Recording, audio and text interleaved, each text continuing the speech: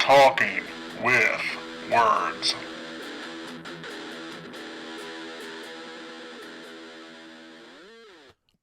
Welcome back to Talking with Words. You're here with Rob, Adam, and Ryan. and we are joined by our buddy and best-selling author, Jonathan Maberry. Welcome back, sir. Glad to be back with you guys. It's always like being hanging out with my buds. So We love it. Red Empire is out in 2 weeks. Yep. If you're not a Joe Ledger fan, what are you doing with your life? This we were talking about this before the call started. This was one of those Ledger books for us it's that long time wait of what you've got that question dangling, and there's a bunch of questions. You do that really, really well. There's always something that like, what the hell is happening? Yeah. Great. Church has always been that mystery, and we finally get some answers. I've read this faster than I think any other Ledger book I've read since I started. Yeah, Jonathan's books are always, a page turner. You want to get to it. They're fast paced because they're action based, and I just want to let you know I could not put this down.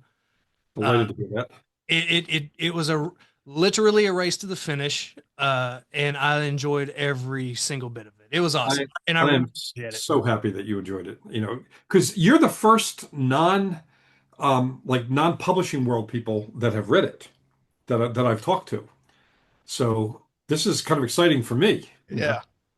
All right, here comes the critique. No, I'm kidding. I'm kidding. No. It's funny thing about it's the 15th book in the series, and usually by that point there's series fatigue, and people are saying it's not what it used to be.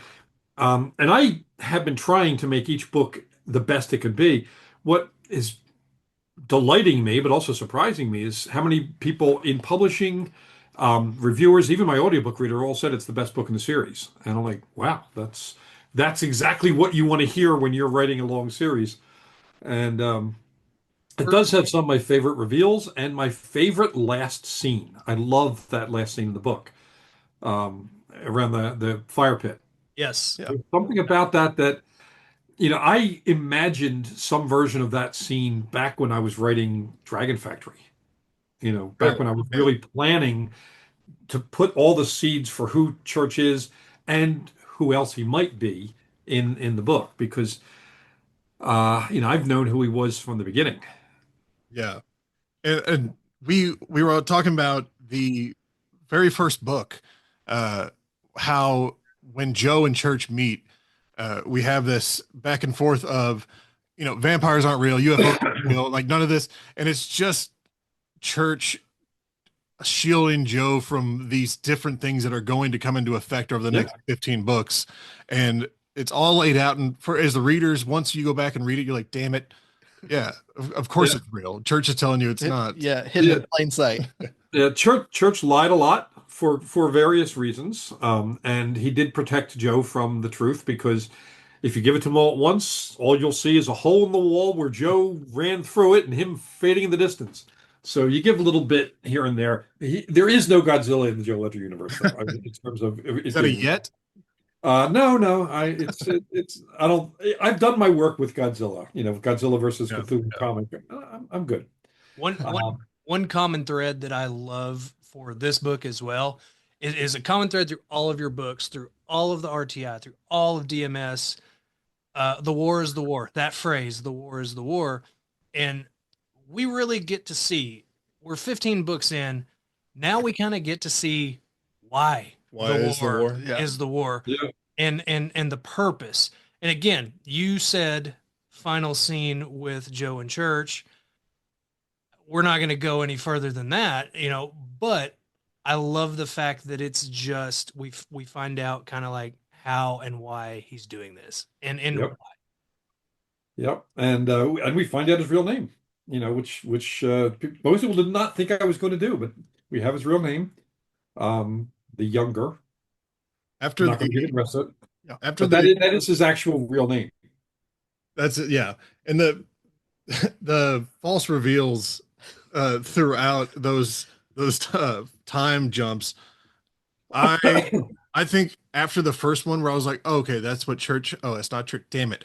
And I was like, well, I'm not stopping reading now. Like, I thought this we were going to learn something, and you do learn something, but it's not what you thought you were going to learn. Yeah, because you there are learn a couple of different storylines advancing in the interludes. One is about the war, and then we get into the focus of who is going to be fighting that war for a very long time. yeah. And another thing I want to commend you on is the amount of characters you have interacting in this book. Again, you mentioned how prolific and the amount of words that you're putting into this world on a yearly basis, but having to keep all of those threads, all of the teams, like if you're Joe Ledger reader and RTI reader, you've got Bedlam team, Chaos team, Alpha team. You got all these different teams. You got everybody at Phoenix House. You got everybody. You got Nicodemus. You got all these like craziness, and you somehow make it very fluid. And you also keep it to where your foot is on the gas. And like Rob said, like it's a page turner. Like you can't put it down because you know that you're getting new bits of information. But while that's happening, you're juggling so many balls there, man. It's unreal. It's a lot of fun. Plus, also, the appearances by Joe and Church and other characters in other series as well. I have to keep that straight because, in my Necrotech series, we have the God Machine and Prospero Bell, and an unnamed, unidentified cameo by a certain blonde-haired special ops guy, who I've read a lot of books about. But that's in Necrotech. Books 2 and 3, tie into the Ledger series in the future. My Sleepers War series, books 2 and 3 will feature a character you've just learned a lot about, and but he'll be using his birth name in that series because it's set way in the future. He's also in the Dead of Night series. I mean, Joe is in Dead of Night and Rotten Ruin series. Church is in the Dead of Night series in book 4. Still of Night. We find out what happened to him during the zombie apocalypse and afterwards. So I have to keep all that straight. And all the things that spin off, like where different timelines spin off. Like the main Joe storyline is the main Joe storyline, right? That is the future of that storyline is the Necrotech series because that is in the unbroken main Joe Ledger storyline. Sleepers War is in a spin-off timeline. And Rotten Ruin is spun off from Killswitch. It spins off at that point to an alternate future. So we have, at that point, as soon as the God Machine is introduced, that's the point at which I start showing Joe's alternate futures. Dead of Night and Rotten Ruin are that timeline. But I haven't, and also Kagan the Damned is in the main. It can be argued that it's either the main Joe storyline or it's the Rotten Ruin storyline, depending on what causes the downfall of humanity. Because it was a zombie plague, but I didn't say whether it was Saif al-Din or Lucifer 113. I don't specify that in the Kagan series. I love how you can have a cab driver in a Joe Ledger book who does something, minorly heroic, and you're like, this dude's gonna have his own series pretty soon. It's like this guy's gonna show up somewhere else because he's awesome. Or it's just that sort of thing. It always keeps me on my toes, and I love it. It is fun. Did I tell you guys why I do this with the Maberry multiverse thing? Did I tell you how that got started? So way back in 2007, year after I broke into fiction, I was at the Edgar Awards in New York. Yeah. And Stephen King was there. He was getting Grandmaster Award. And I sat with him and his family for about 45 minutes just talking. And he kept referring to me as kid, which I was 49, so that was weird. But still, I'll take kid from Stephen King. And one of the things he said when he asked me what I wanted to write next, because at that point I only had one book out, and my second book was about to come out. And he said, "What are you going to write next?" And I told him, maybe thrillers, maybe science fiction, maybe fantasy. I don't know yet. And he said, "Do this: bring characters from one series into another. Just make it that people don't have to have read the previous appearance of the character, because then you either have to info dump or it becomes anachronistic. What you do instead is just simply have them in there." He says your dedicated fans, which he calls his constant readers, will find that very cool and will follow it, and they're in on it, so to speak. And if it's not a new fan, maybe they'll become a new fan of another series. Like they'll read beyond that one. And when Stephen King maps out really good career advice, you tend to listen. Yeah, for sure. Yeah. I mean, he might actually make something of himself in this field. Maybe one day. If he keeps Yeah. He's got potential. He's apparently given that advice to his son. I recently read what is it? King Sorrow, King Sorrow, yeah, it's a great book. And he mentions like there's some spillover between the Dead Zone characters. There's a mention of Greg Stilson and was it Johnny Smith and so it's just that's being processed down the line a little bit too, which is very, very, very cool. Yeah, and it's fun. And also I get to expand my universe in other ways by bringing in characters from Friends. Like Repairman Jack, F. Paul Wilson's character, Happen Leonard, Joe Lansdale's characters. I'm sorry, still getting over the flu. Yeah, get it. And a few others, and that's usually a lot of fun too. I mean, Joe's had adventures in the Monster Hunter International world, and he's been all over the place. Well, the anthology, one of the anthologies with Joe has multiple other writer characters in it. I can't remember the name of it off the top of my head. It's sitting on the bookcase over there. Yes, Joe Ledger Unbreakable and Joe Ledger Unstoppable both have stories set in other worlds. And John Hartness and Jeremy Robinson, just tons of other people have written stories in the Joe Ledger world, but brought Joe Ledger in partnership with their own characters.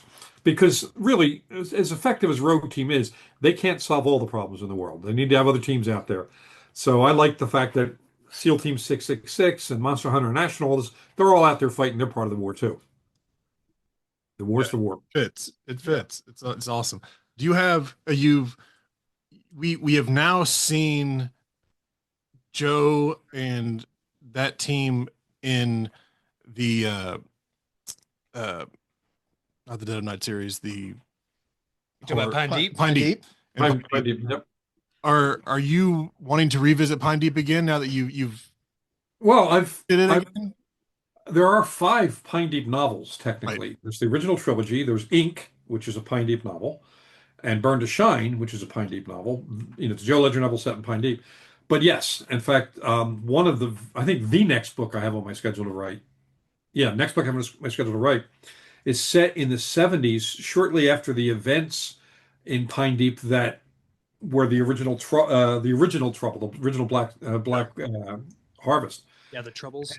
Yeah, back when it was Ubel Griswold still alive, doing stuff. So I'm doing a Jersey Devil novel that's set 2 years later, right across the river into New Jersey. So, and the main characters live in Pine Deep. So is that when Crow is a kid? Yeah, it's Crow was a kid. It was because that was 1974, and this novel will be set in 1976, the year I graduated from high school. I'm most familiar with the music at that point because going to be a lot of music references in there. I was in 2 cover bands in high school, a Steely Dan band and an Eagles band. I was lead singer for both, and there's going to be a lot of music references in there.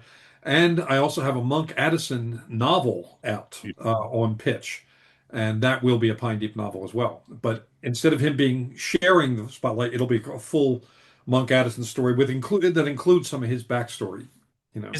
Okay, so that's more of a backstory. It's not like a sequel to Ink.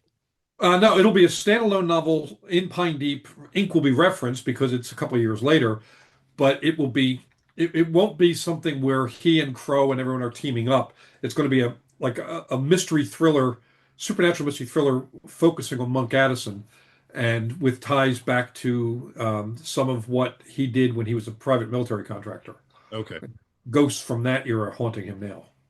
I mean, as a fan of Pine Deep, I love that horror aspect of it with keeping the action that we know from Maberry books. Crow's a badass, and you always have him on your background. But I really want to know what's going to go on with Mike Sweeney as he ages, and he's one of those characters I think about every now and again. I wonder how Mike's doing. I do too. Yeah, well, actually, there's 2 things about Mike.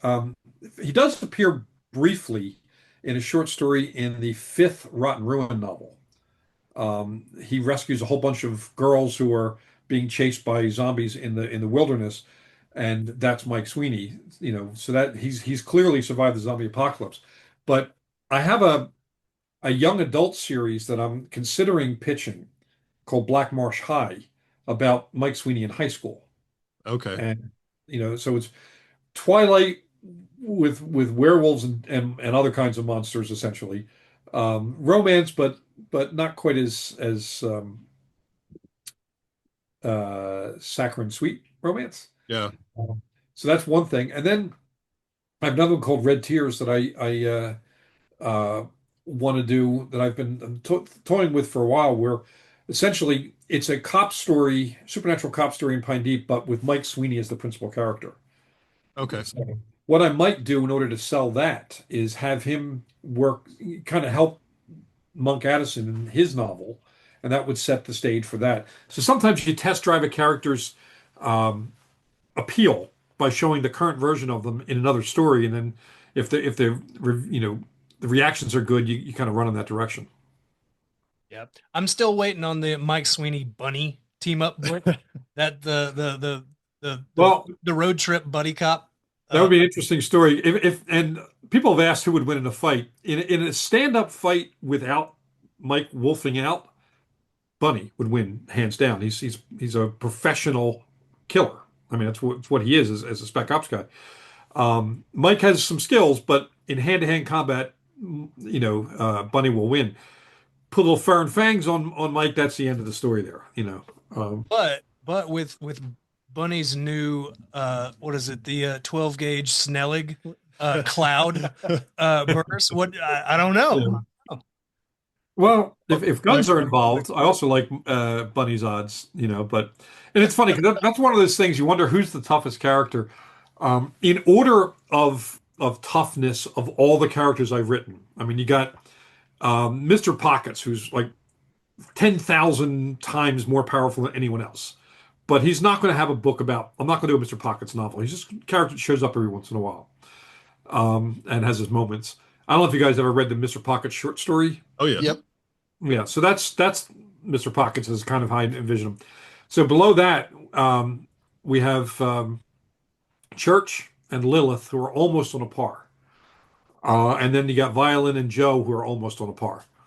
And then everyone else is slightly less dangerous, but So, and I'm having fun. I'm writing the new Joe Ledger novel now, writing Avalon Station now, which is the name of their new base. Okay, because that was a question I was going to ask. Do you already have all of that planned, which I assumed you did? Yeah, and actually, I dropped a reference several books back about something. I forgot whether it was Joe or Church said that they would like, but basically a repurposed oil rig in the North Sea. So that's what it's going to be. It's a repurposed oil rig in the North Sea, and there are several, and there's some are actually for sale. If you have $800 million, you can just snap it right up. But that'll also, and that one, the next book is a chase story, and then the one after that, which I'll be writing near the end of the year, Species Unknown, is a deep sea horror story. Because I just finished watching Underwater, Leviathan, Deep Star 6, and Abyss while I had the flu. It was one day of just marathoning those films.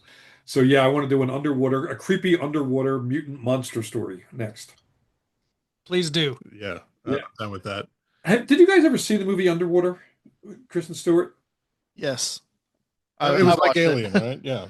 It is absolutely one of my favorite films of all time. I'm one of 4 people I know that like it. And that's it. I randomly came across it and I was really impressed with how it turned out. I was like, you know what? I've got a couple hours to kill. Yeah. Did you on streaming? Did you watch it in a dark enough room to see what the monster was that was down there? He's a very specific monster. I did not. That's Cthulhu. Watch it again in a dark room. Okay, we're going to do a pod on this. Yeah, right, we'll do an episode. Yeah, I really liked Leviathan. You mentioned that when you talk about the monster and wonderful flick. That was a good one too. Yeah, and Deep Star 6 had a lot of that fun, banter camaraderie, but the monster was corny looking, unfortunately, in that. But it was a fun film, and the banter makes it work. And the same sort of banter was in The Abyss, and to a degree in Leviathan, which is weird because they were all being filmed at the same time independently and all come out the same year, 1989, I think it was. there were like 4 or 5 underwater monster stories that came out the same year. I think Gods of the Deep was another one, or Fury. I don't know. There was another one that came out around the same time too. Um, and yet they didn't know each other, and yet they all had kind of that same banter thing, which I love so much. It's the same thing that made me love Aliens so much, especially Aliens. The Marine Corps banner was just great. Yep. And I mean, Ape Hone from Aliens was the inspiration for Top. I just made Top a little tougher and a little more educated than Ape Hone. Makes But I sense. loved Ape Hone's character. Yeah. Yeah. Which would Wakes up, puts a cigar in his mouth before he even gets out of the cryotube. Yep.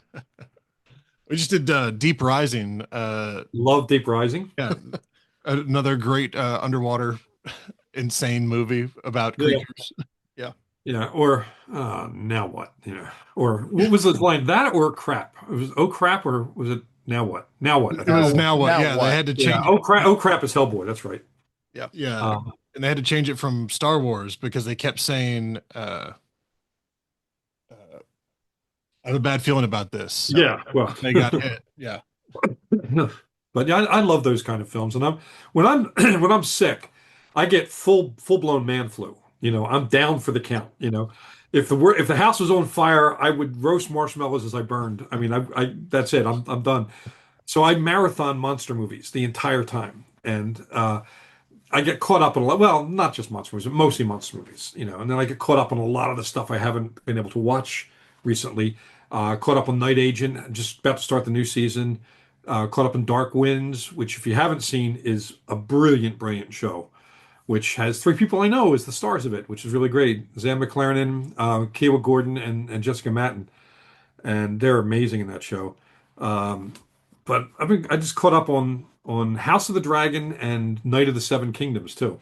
we're just talking about that one. Yeah, Yeah. those are fantastic. The Night of the Seven Kingdoms really were just something special with the cast.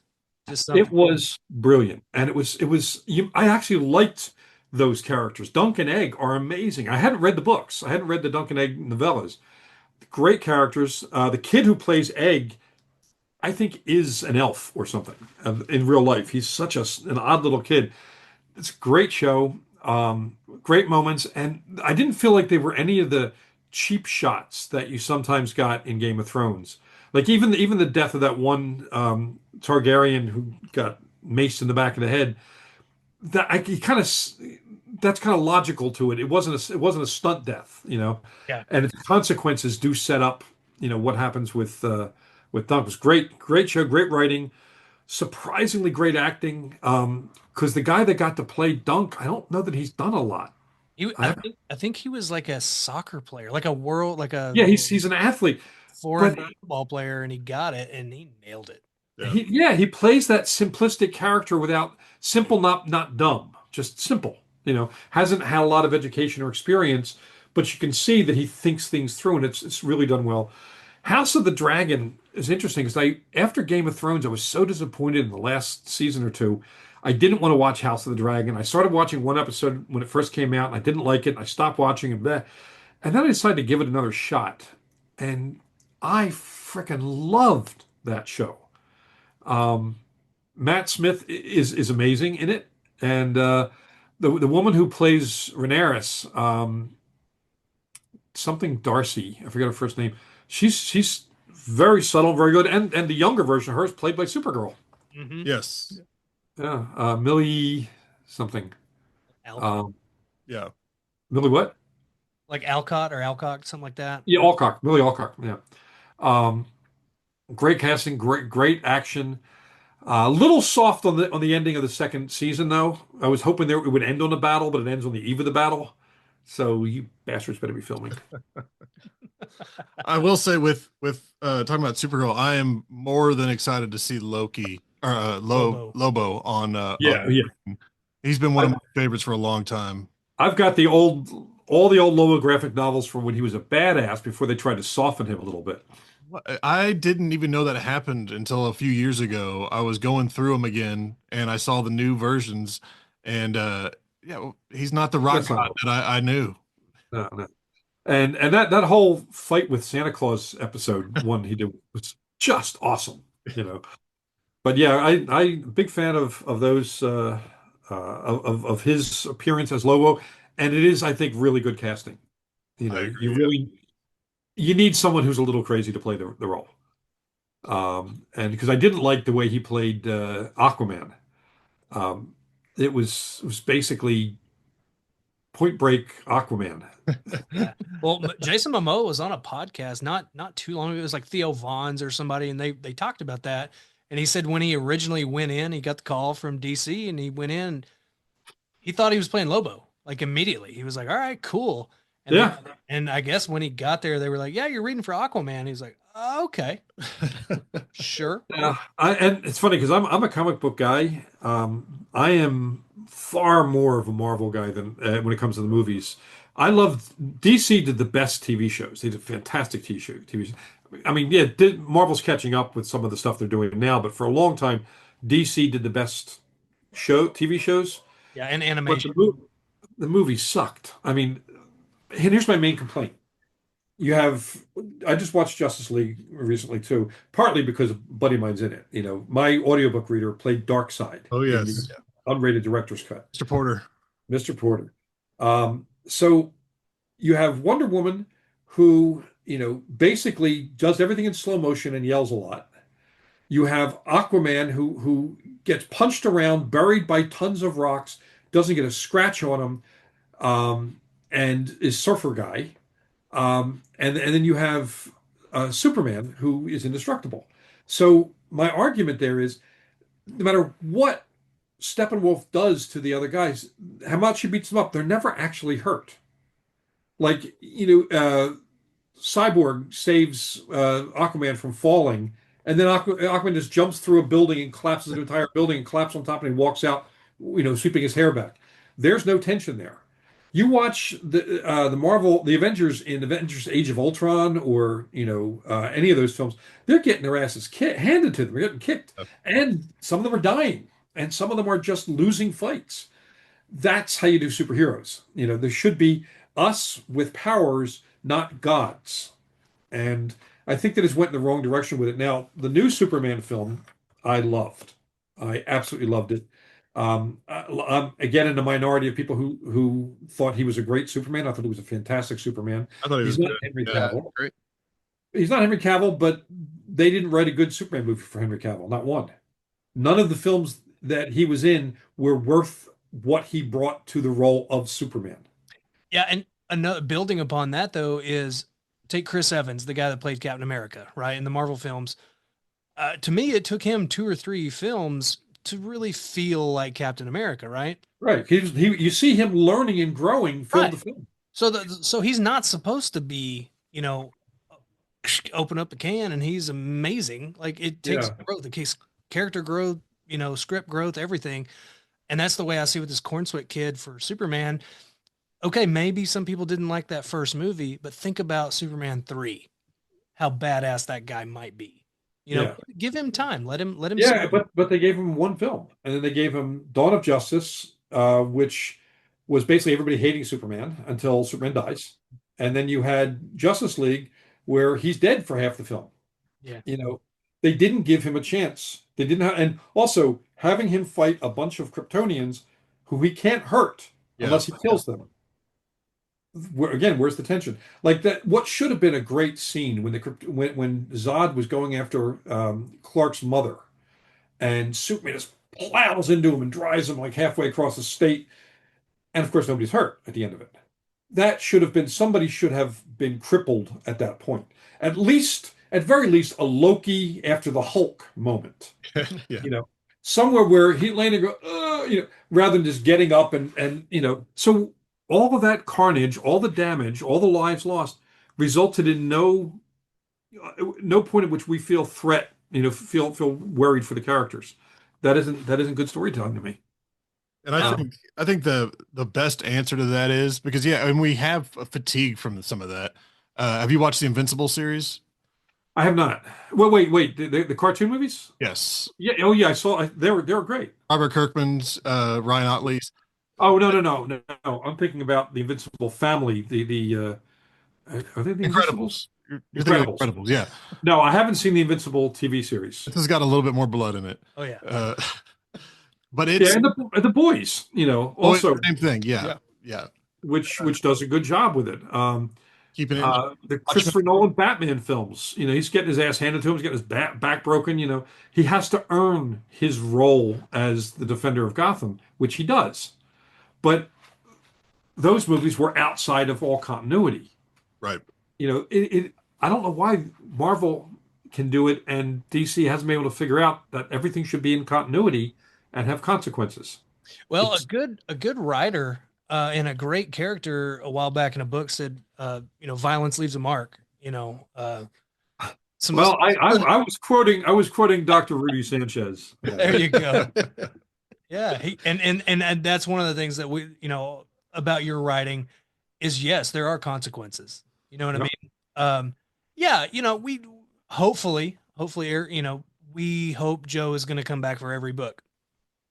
We know. Well, it's the Joe Ledger series, so yeah, but we also know that dude's probably got titanium vertebrae at this point. Like the guy's got rods and pins, and like that is actually going to be addressed in this book because the book I'm writing deals with cybernetic enhancements and other things to make soldiers, especially wounded soldiers, able to fight again. But it's being used by PMCs for bad purposes.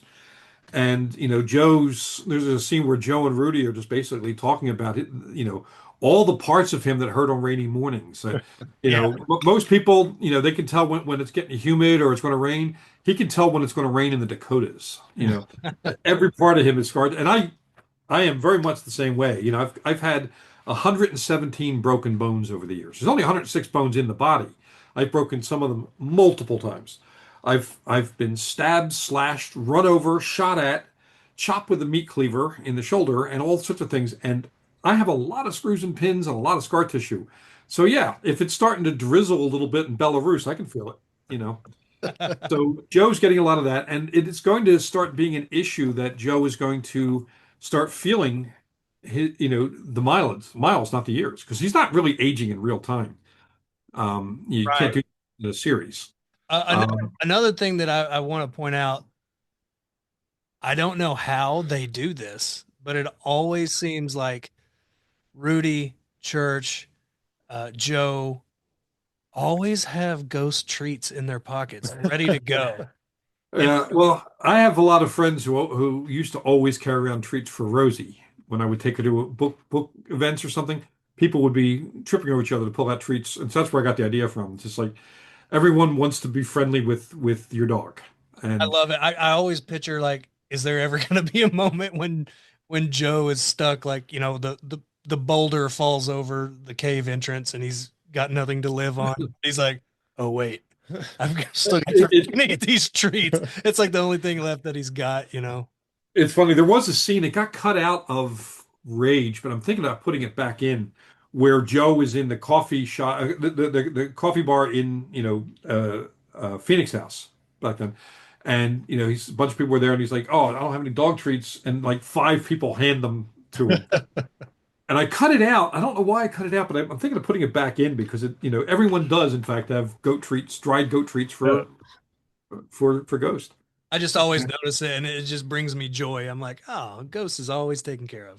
Yeah, and it's weird because usually you don't give treats to somebody's combat dog. But Ghost's a different kind of dog, and Joe's a different kind of soldier, and it works. I'm going to be introducing another combat dog, one of Ghost's offsprings, in a combat scenario, probably in the next book. So I'm going to have a contest to name the dog too, because she's going to be half white shepherd and half Irish wolfhound, because the dog's mother is Banshee, Rudy and Cersei's dog. Yeah, Cersei's dog. Yeah, and Lilith's still not happy about that, but she can go scratch her mad place and get happy about it. But it's going to be fun to have another dog in the mix too. Now, and we were talking about Lilith a little bit. Are we going to see more of Lilith? Oh yeah, I just wrote a Lilith and violin scene today. You did? Okay. Yeah. The book I'm writing now starts off with 2 very crucial characters in the Joe Ledger world being abducted by paramilitary guys, beaten and and whisked away. And one of them is very close to Joe, and one of them is very close to Church. So imagine the anger and focus of the guys going after them. So right now, I have Joe and Ghost in a car going one direction. Top and Bunny and Belle and Remy are all converging, and Violin's in the mix now, and a few others, and they're all really pissed.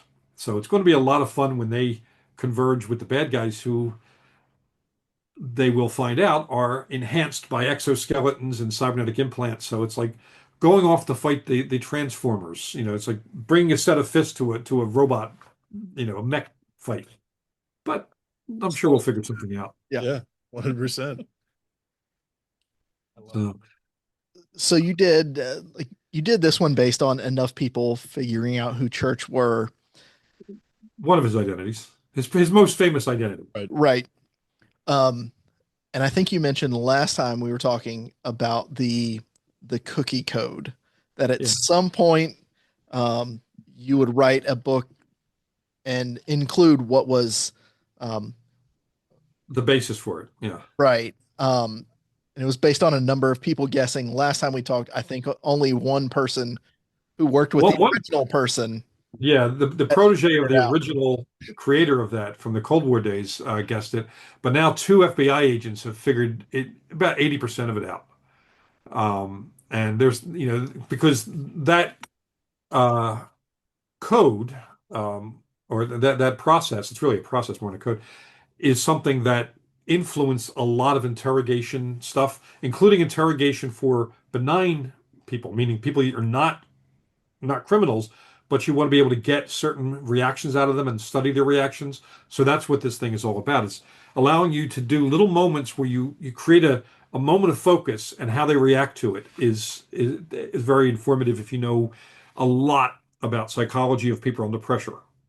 So it's fun, but most likely what I'm going to do is probably have Rudy figure it out, because he would be the most likely person to figure it out.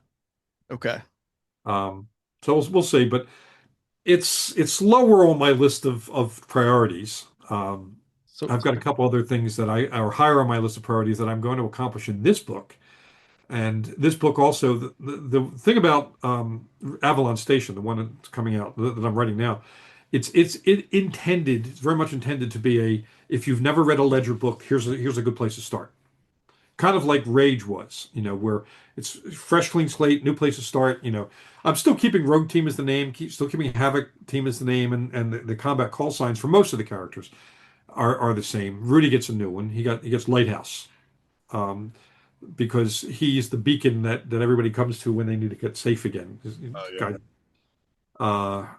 But and some of the characters that I'm not as kind to all my characters in Red Empire as I would like to have been. But one of the problems there is, well, partly you want to keep the good guys incentivized to keep fighting the war. And nothing does that more than losing friends. But also, after 15 books, you got a pretty large cast of characters. Got to slim it down a little bit. So part of Red Empire's job was to do that, and I am very happy with the way it came out. There were more casualties in it originally, including Mr. Church's cat. And my assistant basically told me that she would gut me like a trout if I killed the cat. So the cat has survived. So the cat was saved. I had to do a revision of that scene to save the cat. Yes. That's funny. There's a famous book on screenwriting called Save the Cat. I did love. I don't want to go into too much since this book's not out yet.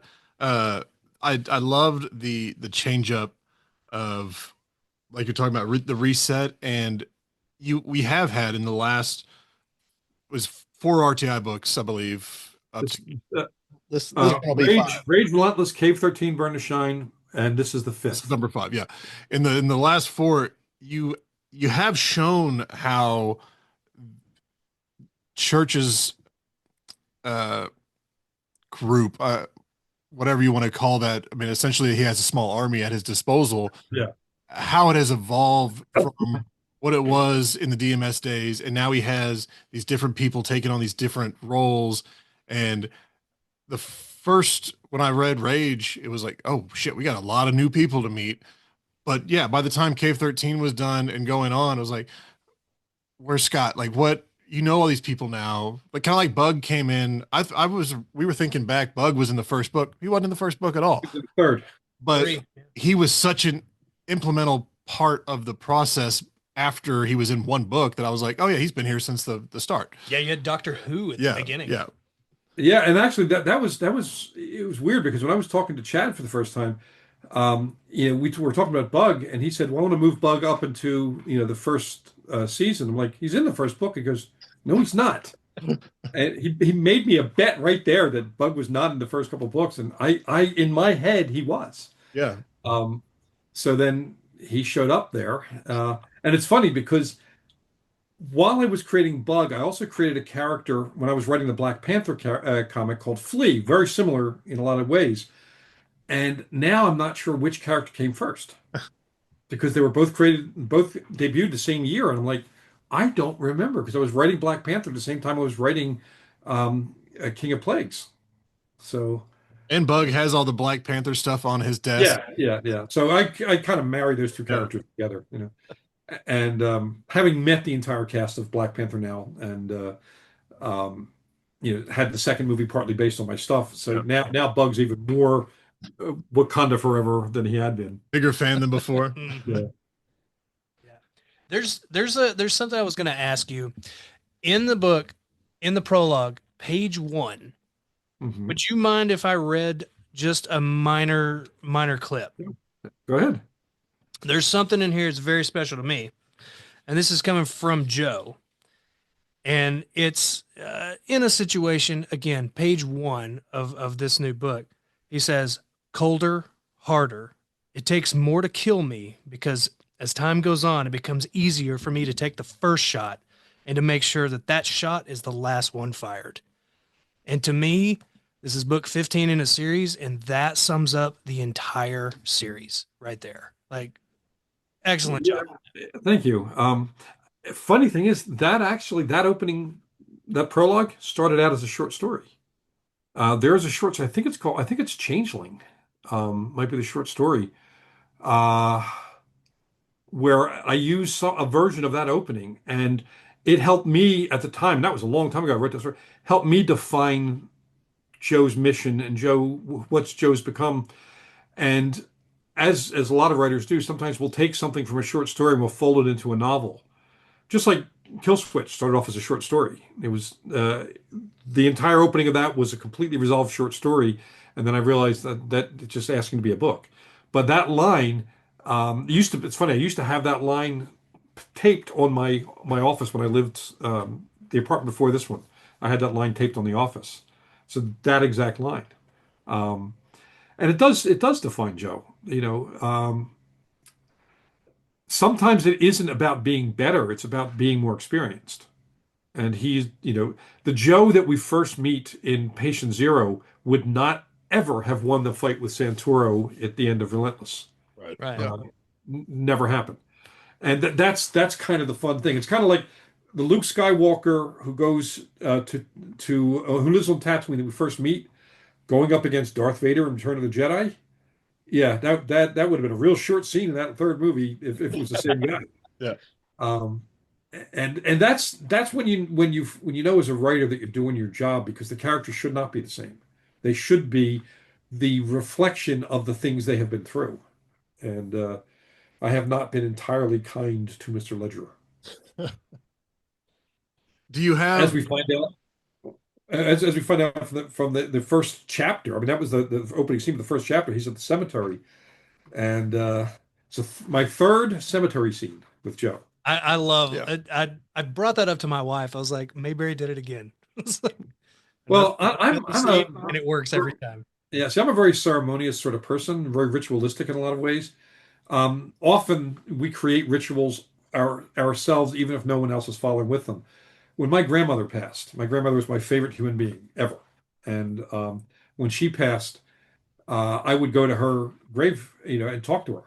And, I was well aware that I'm standing above basically a box of bones, and she's not there, but she was there enough for me in a way that mattered to me at the time. And that happens to us. For some of us, we look back and we see very specific mile markers and where our journey changed course in very important ways. And I tend to like looking back on those. And I give those moments to characters like Joe and Church and others where, these are the moments that made them. Without those moments, they would have been a lesser or different person, and maybe not the person who saves the day. So, yeah, and the readers totally feel that every time. No, So, for I'm sure. glad it comes across. I really am.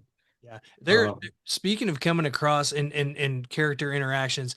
There's so many good Joe and Church interactions in this. One of the last times we spoke, you had mentioned that you tend to throw Ray Porter curveballs with speech and dialect, and you look at you're grinning right now. Yeah. I can't help but think again, I don't want to get into spoiler territory, but some of the through the ages flashbacks and stuff like that. I am real curious how Ray is going to handle some of the reading in the narration on this. You have clearly thought about this. Yeah, and I just got the audiobook yesterday from the publisher. So I think I'm just at the point where he's about to meet the Sabbatarians. So it's really the beginning of the book. And already Ray is blowing me away. The fact that, and I think I told you guys last time, he does cold reads. So that really, Yeah. Yeah, he doesn't prep at all for it, really. yeah, no, he and I were at a writers conference in Colorado Springs called Superstars. It was founded by Kevin J. Anderson, Jim Butcher, Brandon Sanderson, a bunch of other guys. And I'm on the board now, I'm faculty there. And Ray comes now and does a lot of workshops on working with audiobook readers and how to write to be read and things like that. Listening to him talk about the science of it, even down to how you change the musculature in your throat and the shape of your tongue to say certain things.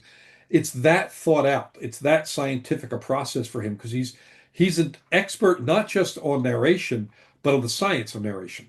And he's the first person I ever met that could articulate the subtleties of that process in ways that people could understand, but also, it's more than just sitting down and being an actor enough to give everybody a different voice. He constructs the way he says certain things. Right. And if you notice, Nicodemus has never sounded the same twice. It's always I love Nicodemus so much. And that was not something I asked him to do. That was his decision, that Nicodemus would always have a slightly different personality in the way he speaks. And that shows a degree of an intuition as a reader that aligns really well with me as the writer. As I turn pages and as I read dialogue, I read Bunny how Ray does Bunny. I read Top how like it's Ray's voice for that character in my head. And that's why it cracks me up so much when I think about these the past versions of characters where I'm like, I wonder how he's going to tackle this. I wonder how this is going to go down. Yeah, because I also, there's so many flashbacks and so many different eras of history and different voices, different pronunciations of words, So I'm curious to see what he does too. I have no doubt that my attempt to thwart him will have failed yet again. Man, a step ahead. Yeah. And he just got inducted to the Audible Hall of Fame. I saw that, yeah. Yeah, that's well past due. And also Hillary Huber got in there too, who did Scully on my X-Files anthology series. Oh, awesome. She and Bronson Pinchot teamed up on that. And Bronson won Audiobook Reader of the Year for his version of Mulder in that series of anthologies. And he lives right around the corner from Ray. It's weird. There's a whole bunch of audiobook readers live in a cluster in Pasadena. Scott Brick, Simon Vance. Well, Scott just moved to LA, but still there were a whole bunch of them in Pasadena. I think Bronson Pinchot, I think he did audiobook for Eyes of the Dragon for Stephen King, and it's really good. Possibly. His version of The Halloween Tree by Ray Bradbury was, I think, my favorite audiobook of all time. But he's great. He's fantastic. I most recently saw him as an actor in a TV show called The Residence, a murder mystery in the White House, was out last Yeah. year. He was the crazy chef. He was fantastic in that. Oh, he was good. Yeah, he was Yeah. solid in that. Um, but yeah, it's and he's a fun guy to talk to. He's a very cool cat. Well, I mean, I have questions I want to ask you about this book that Oh, yeah. Oh, yeah. Well, we can probably talk can't after. ask you yet. Yeah, on this, but you have next one is you said it's coming out this year. What else is on the docket for this year? Okay, for this year, I have a bunch of stuff coming out. I have Sleepers War 2, Savage Dreams coming out, which I'm really excited about. It's the first book I co-wrote with Weston Oakes, and he passed just around the time the book came out. So I'm doing books 2 and 3 of this trilogy myself. I finished book 2. I had such a great time with it. It's weird, wild, over the top adventure, but it's also in the trilogy. It's very much my Empire Strikes Back one. It's the bad guys make a lot of gains in this one. So I'm setting up for the third book, and it has like I said, a special guest star in there, and also a character very similar to Violin, known as Pavane, who is that character's chief assassin, problem solver. Okay. So if you can imagine Joe Ledger and Violin kind of in one female body, that would be Pavane. So So that book comes out this year. I don't know, I'm not sure the date yet. I think in May we have Bewilderness coming out. I did this as a serialized novel on Audible years ago, and there has never been a print version of it. So Kevin Anderson's publishing house, Wordfire, is putting out the print version of Bewilderness, which is a weird ass portal fantasy where they try to essentially create a god machine with the intention of trying to find a parallel Earth where there's no humans on it, so they can exploit it for its natural resources and overflow of population. But everything goes wrong, and instead of opening up one door, it opens up pretty much doors to every other universe at once. And I wrote the original of this before Multiverse of Madness came out. So when I saw that, I'm like, oh, Marvel's going the same direction, kind of cool.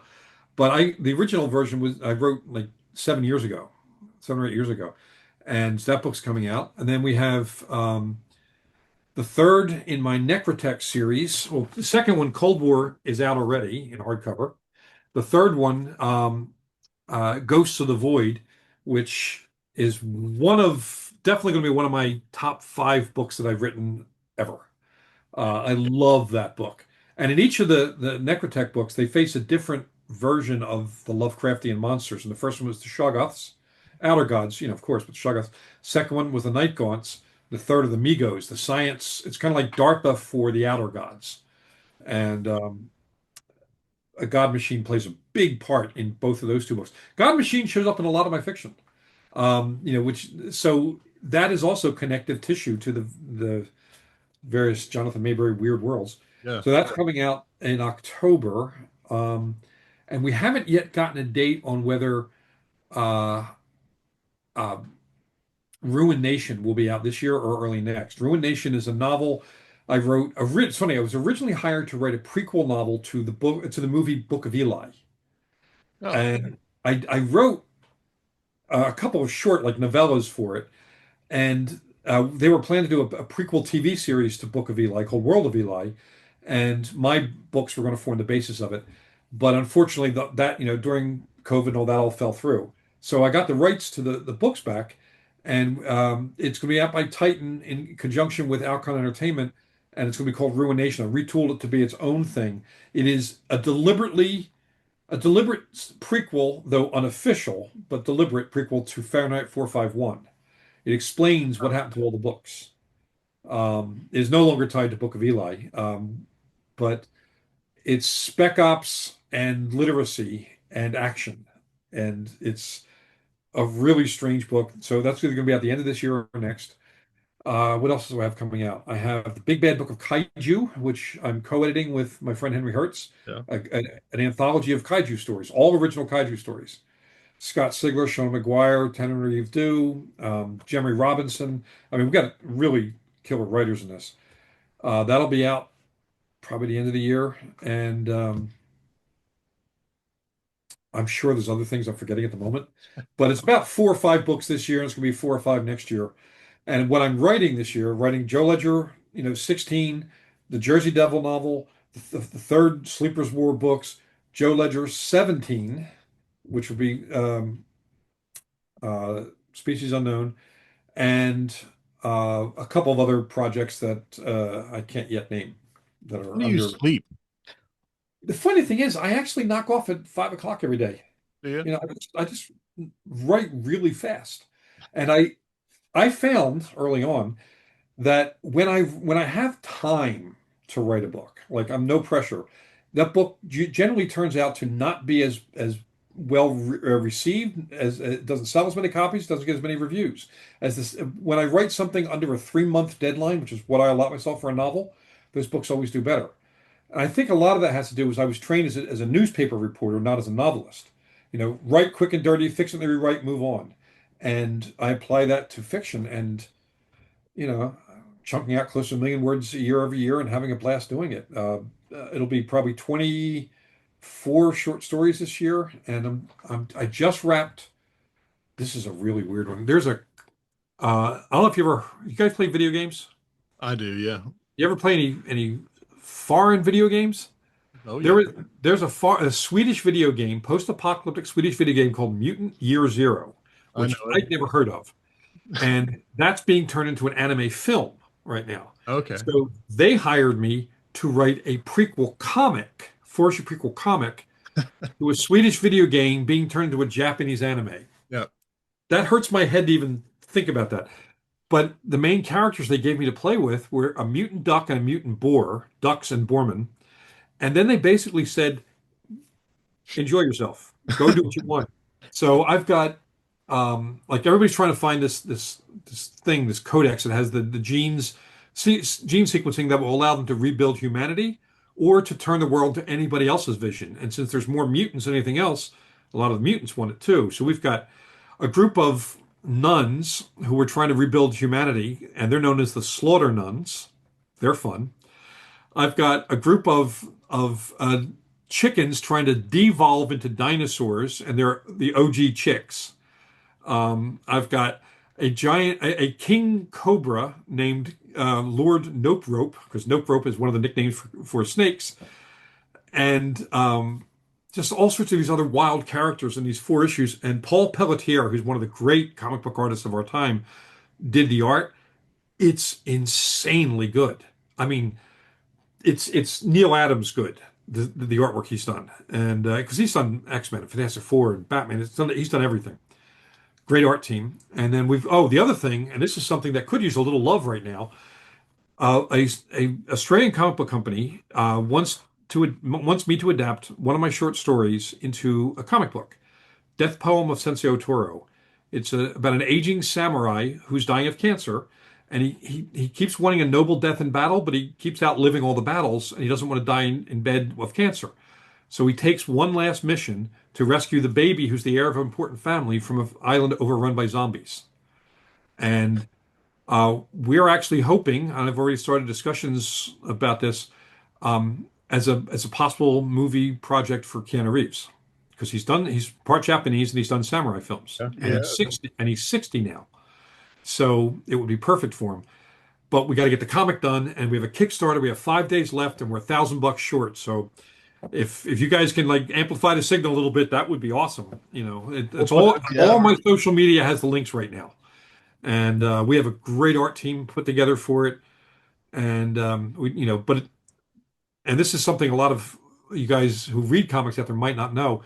COVID nearly destroyed the American comic book industry because we lost 55% of all comic book stores in America did not survive COVID. 55%. And because those stores are usually like almost like paycheck to paycheck, right? And they couldn't do the year or year and a half, So as a result, comic book companies are struggling to get new product out there. I mean, yes, you can sell Superman anytime, but to get new product out there, Kickstarters have been the way to do it. And it keeps them from having to scrounge up venture capital that they no longer have because they're still recovering from COVID. And allows them to be funded at the beginning, but we are still $1,000 away from hitting our goals. So we've got 5 days left. So any help you guys can give, spreading the word would be greatly appreciated. We'll put it out there. And And I'll make sure you guys get. If you do, I'll make sure you guys get signed copies of it. I was gonna say I'm gonna put some money into it before Yeah. I Well, put it there because that works too. Actually, there's some fun premiums in there too for the folks who are out there who are interested. One of them, hold on. I thought it was over here. Oh, yeah, here it is. So I was friends with George Romero, you know, and I'm also friends with John Russo. They co-wrote Night of the Living Dead. Now, some years ago, when one of them was going through some financial issues, he what he did is he photocopied a bunch of copies of the original script, and he and Romero both signed it. So even though the things photocopied, the signatures are real. And I have one of them right here that we're giving away. It's originally called the Anubis, and this is signed by both of them shortly before Romero's passing. So that's one of the premiums, and a couple other fun premiums in there too. Some comics and stuff from my Treasure Trove first edition comics. So it's a fun thing. There's good premiums, and it's a great crew that I'm working with. I would like to see this comic come to fruition. You know, I don't need the cash. They need the cash to get it going. So just saying, any help would be appreciated. we're here for it. We'll be spreading the word as soon as we stop talking tonight, probably. Yeah. Hey, did you guys ever read the Joe Ledger violin graphic novel? So that's actually what I got him for Christmas this year. Oh, nice. Of course. Yeah. We're going to be doing another one too. Oh, yeah. Joe and violin in a basically a high-rise office building full of zombies. So it's Die Hard with zombies with Joe Ledger and violin is the pitch. Sold.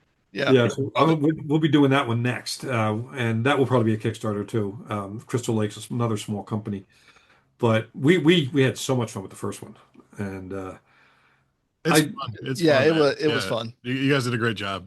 it was, and it's also fun bringing that to Pine Deep too, you know. Yeah. And there's a character in there. She only has a couple of small scenes. Her name is Tommy, and she was actually created by Kevin Anderson's personal assistant, Marie Whitaker, who's also a writer. She and I co-wrote a story with that character called Mantis that was in, I think, Joe Ledger's Secret Missions or Joe Ledger Unbreakable, one of those two.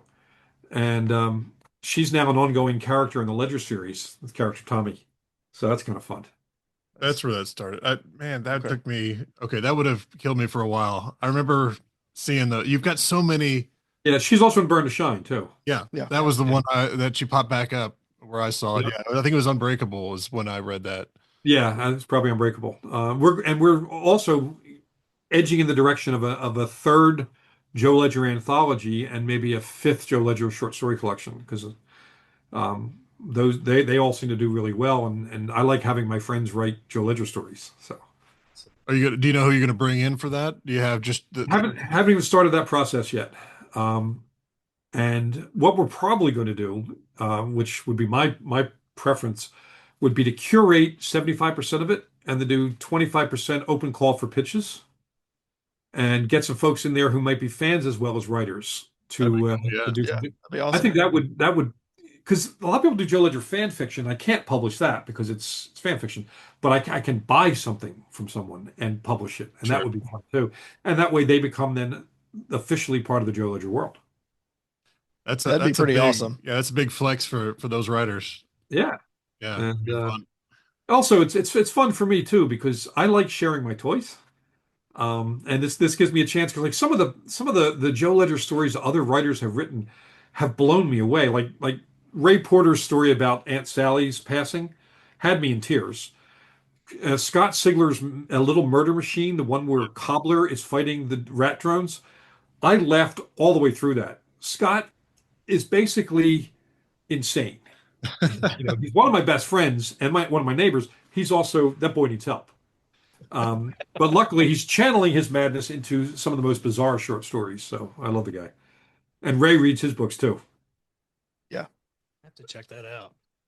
Scott's fun. Yeah. Yeah, Scott's. If you ever read the original V Wars books, he did a short story in there called Hippo that was so over the top. We're all like, what is wrong with him? Seriously, what is wrong with Scott Sigler? And that became like kind of a phrase, like, what's wrong with Scott Sigler?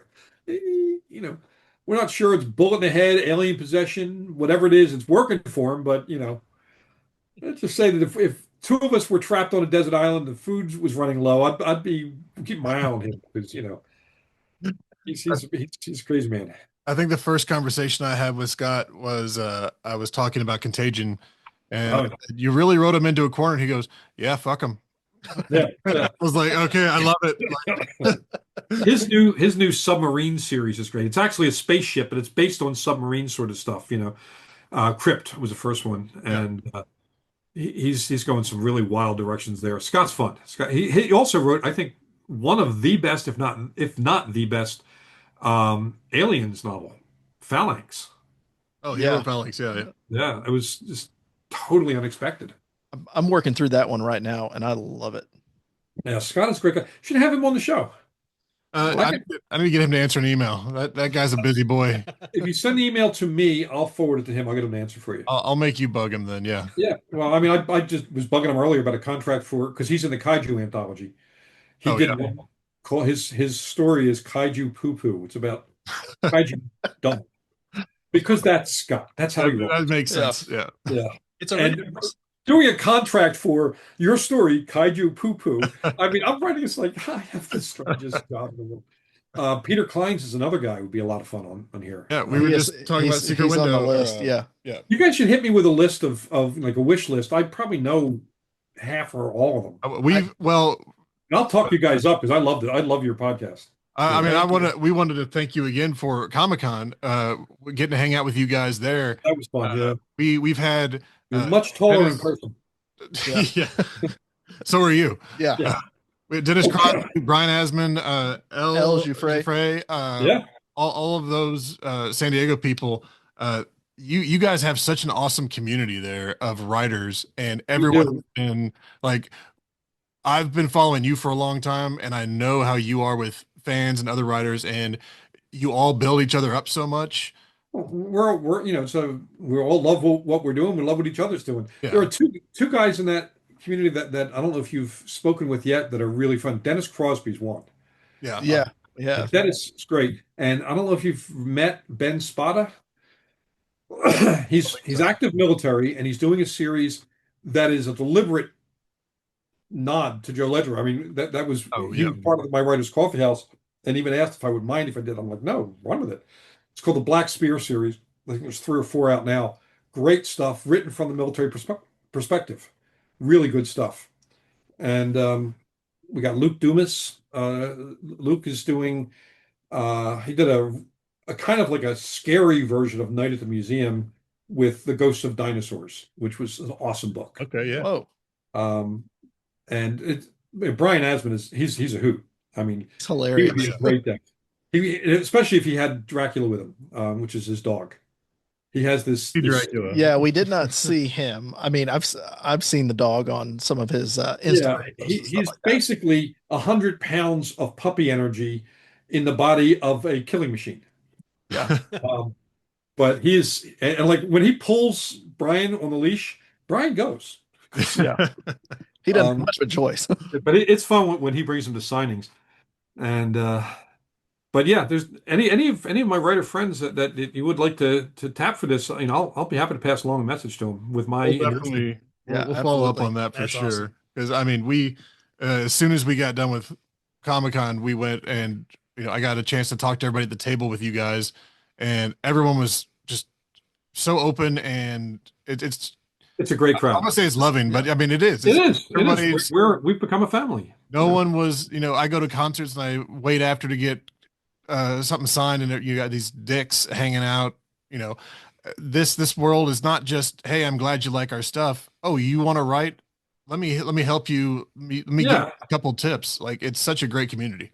That's we have this thing, the Writers Coffee House, and they're all members of it. They, Brian, a couple of them, even Henry Hertz and Dennis Crosby, even helped me start the one in San Diego, and it's the only one left standing after COVID. We had 18 of them before COVID, but all these independent bookstores died that were, but it does create a family atmosphere. In fact, we have coffee house coming up Sunday, the next one.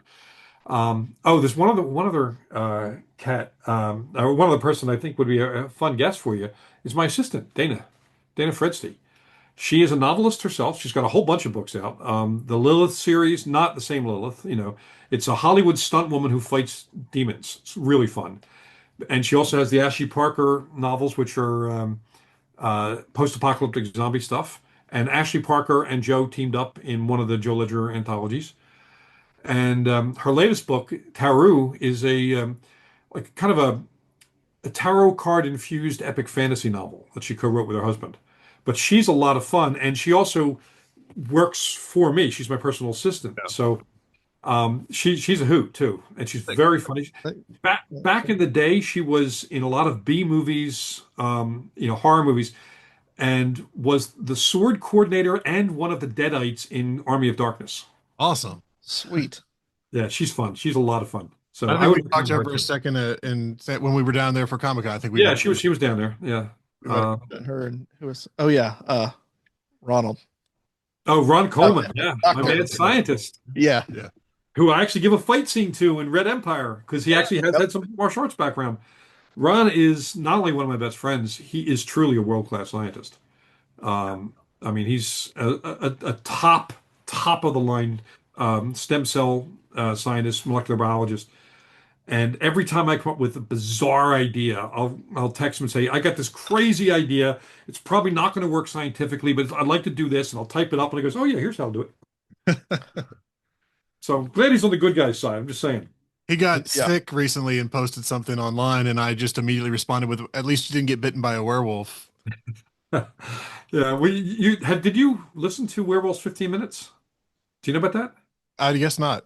Oh, so I wrote an Audible original called The Werewolf's 15 Minutes about this one guy who's basically a San Diego surfer slacker dude who outs himself as a werewolf on social media to try to become an influencer because he actually is a werewolf. And at one point in the story, Dr. Ronald Coleman is the scientist they go to and says, well, is this a curse or and he says, no, it's more of a condition, which kind of steals the thunder. And and it's an audio with Ray Porter reading it. So there's a moment where the guy who's turning the werewolf is like, I'm going to kill you, Ronald Coleman. And then he attacks him. And Ron wants that from Ray as his ringtone. As he should. But he is a pop culture nerd. I mean, by far. He used to do a comic, an unofficial, unlicensed comic called Kevin the Drunk Jedi. It's hilarious. And he does a lot of panels on this, like the science of superheroes and stuff. So he'd be a fun one to talk to because he is definitely the mad scientist behind a lot of the stuff I cook up. I may come up with the original idea, but he actually makes it workable, which is good for my books, scary for those of us who live in the real world. Yeah, that's a catch-22. It's fun to have that guy in your corner, but he knows how to do that stuff. Yeah, and I have to cut about 70% of what he says out so that we're not, publishing a how-to novel on how to, destroy London with weaponized Yersinia pestis or whatever. It's funny as we're talking, 3 hummingbirds were just suddenly looking in my window at me. It's like, okay, all right, are they your spirit animals or something? Do they look like this? They have beards. Yeah, they did not have beards, nor Hawaiian shirts, but they were brightly colored anyway. So all of them had Hawaiian shirts. So, but yeah, things are going well. Things are going fun, and that's the big thing. Is I love doing this sort of stuff, and I love having fun with it, and I love the fact that I have not lost my own pop culture nerdiness. So I'm real happy with that. And I think as readers, we can tell you're having fun with it. I mean, like I've said, this book, for me, I had one thing I wanted to get out of this book. Usually when I'm reading a Joe Ledger book, I'm here for the ride. This one, I know it's gonna be church. I want to know some stuff. I've been waiting for a long time. So I read this a little bit faster, but it feels like the first one. Like you haven't lost a step. It feels enjoyable. You're getting the action in there. You're getting the characters that you want to interact. You're getting characters that haven't interacted before interacting, while throwing a couple new people in there. Yeah, there's a lot going on. Yeah, it's funny. When I was doing Burn to Shine, it had occurred to me that Joe had never met Nicodemus until Burn to Shine, and then he meets him again in this book. And it's of all the times Nicodemus has been in the story, Joe's never been in the scenes with him. And so it gives me a chance to do full circles on certain characters, move some characters off the game board, bring some new ones on. Because I need to keep it fresh for myself too, because I spent a lot of time alone in a room just typing. I want it to be fun. So I'm just writing the books that I would have the most fun reading. And that's something Ray Bradbury told me to do when I was 12. And I think that is a really good idea. It seems to be working for you. Yeah, clearly. Having fun with it. I mean, Necrotech, if anybody's wondering whether, I'm ever just going to take my wild ideas and take them off the leash, Necrotech would be a good example of that. Because, I mean, ghost-driven giant mechs fighting Lovecraftian monsters on the far side of the galaxy. Okay. I think that's all I said in my initial pitch. And they're like, okay. So was it that one or Sleeper Wars where they only wanted to give you 2 books and you were able to get it into 3 because you had 3 in your mind? It was Necrotech. Necrotech, it was 3. Yeah, because I had the first 2. I had 3 in my mind. They bought the first 2, then they bought the third one, and so I'm able to wrap it as a trilogy. And we are even in discussions. Well, we're in discussions with an anime studio about that, which is really fun. That'd be awesome. And also, we're already starting the conversation of what happens to the Necrotech characters in 2 years, because there's a lot more to tell. Okay. Because in Necrotech 3, which comes out in October, big things are resolved, other things not so much. And that's deliberate, because I want to set up the next books. And those, I mean, I love those because you get that Maberry action, but it's so far removed from the Ledger series that it's not cannibalizing any of that story for me. It's not taking away from any of that or overstepping, and you're getting repeats. It's so different that it's fresh, and it's like you said, the things that you combine in that are, yeah, I want that. I need more of that in my life. I want ghost machines. And it's funny because early on, when I was talking about Necrotech to a couple of writer friends, we were at an event, and I mentioned that I wanted to put basically philosophy lectures in there, and they're like, "You can't put philosophy lectures in the middle of an action science fiction novel." And I'm like, "Hold my beer." Yeah, Watch why me. not? Yeah. And this is a bit of trivia you guys probably don't know, but I went to school for on journalism scholarship, but I had a second scholarship lined up that I didn't take to seminary. I wanted to at one point be the radical minister that was arrested in all the anti-nuke rallies, and the guy who had Salvadoran refugees in his basement, and was always in the face of the cops. I wanted to be that guy when I was in high school. I talked myself out of it, but I'm not particularly religious anymore, but I am very deep into the philosophy of belief. And Lars Soren is me if I had never studied martial arts. Yeah. So, I mean, and both of those things are the flip sides of the coin, the journalism and the radical minister. I mean, you're still doing this, you're pushing against what you want to push against one way or the other, right? Yep, one way or the other. Yeah. And but the main thing is, this is a decision I had to make when I first started writing. Inform, don't preach. Right. Don't actually do it as a lecture. The lecture can be a scene, but it should not be a lecture to the audience. It's interactive with the characters within the scene. And that's kind of one of the ways you learn to be able to do these sort of things, so that you don't just info dump the hell out of the audience and leave them like flipping pages waiting for something to happen. Right. I don't want that kind of a thing. And also, the short chapters help move things around, and it's a fun I've asked job. a lot of people about, and people ask me about it all the time, writer's block, or when you get to a point where you're like, okay, I know where I want to go, but I don't know quite how to get there. I know Jason Pargin, who writes the John Dies series, has told us he jumps to a different part in the book and just starts writing where. How do you get through that kind of stuff? Some of the same methods. I don't actually believe writer's block is a thing. I'll give my short lecture on that real quick. Writer's block is an umbrella term for a lot of different things that can temporarily block any given individual writer, but it's not an actual thing. And it's been so propagandized that a lot of writers hear the word right, or they feel blocked and assume they have writer's block, which is like a death sentence of cancer, but it's not that. There's always a solution. part of the way I get through it is I talk to other writers and say, hey, I'm facing this problem. Any got any suggestions for workarounds? But mostly, since I plot my novels out, I don't need to write sequentially. So I can jump in and write. If not in the mood to write an intricate scene dealing with science, I'll go write an action scene or a sex scene or a comedy scene or something else.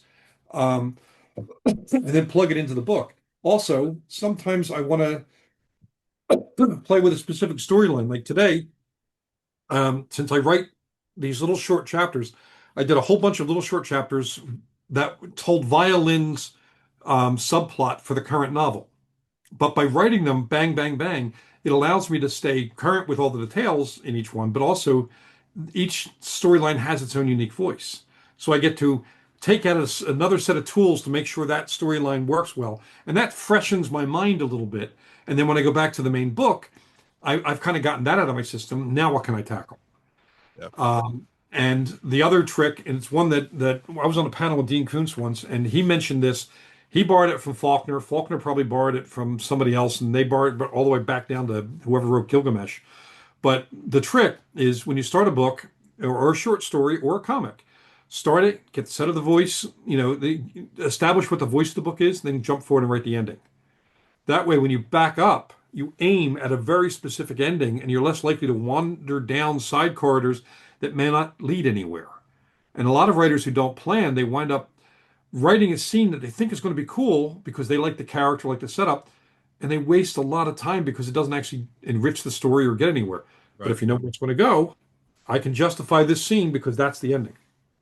Well, you're also putting yourself like you talked about the writers community that you've got, that you're surrounding yourself with. There's always ideas bouncing around. Like you're putting yourself in a really good spot to never have block.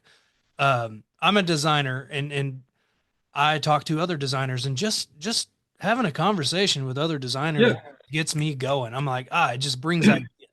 Well, you when you're around others who understand the science of what you're doing, it reminds you of all the different elements of craft and technique that you may not be consciously aware of when you're in the midst of your frustration. Start talking to other writers, everything becomes possible because somebody has done this or somebody's done that. And also, there are things, you do a short story as a palate cleanser.